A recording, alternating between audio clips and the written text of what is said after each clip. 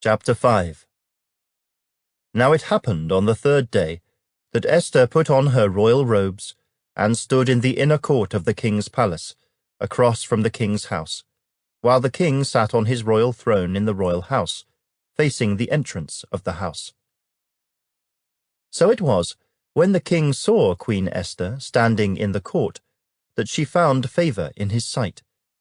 And the king held out to Esther the golden scepter that was in his hand. Then Esther went near and touched the top of the scepter.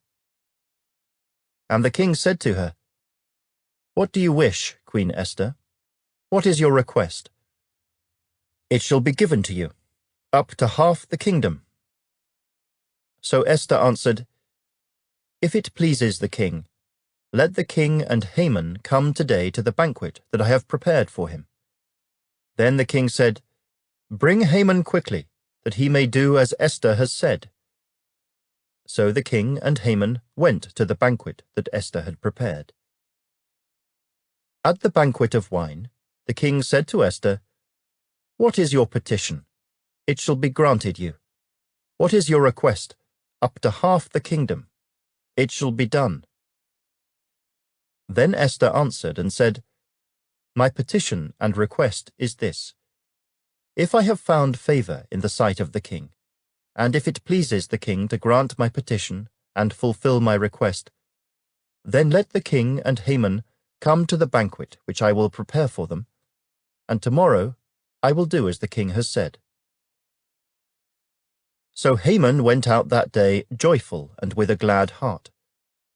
But when Haman saw Mordechai in the king's gate, and that he did not stand or tremble before him, he was filled with indignation against Mordechai. Nevertheless, Haman restrained himself and went home, and he sent and called for his friends and his wife Zeresh.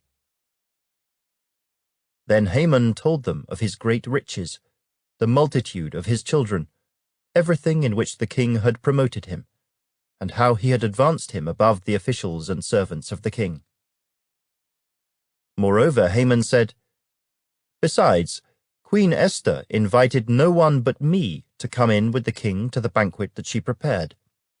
And tomorrow I am again invited by her, along with the king. Yet all this avails me nothing, so long as I see Mordecai the Jew sitting at the king's gate."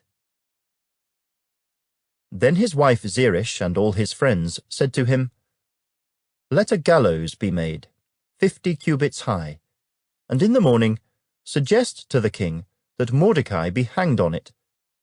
Then go merrily with the king to the banquet."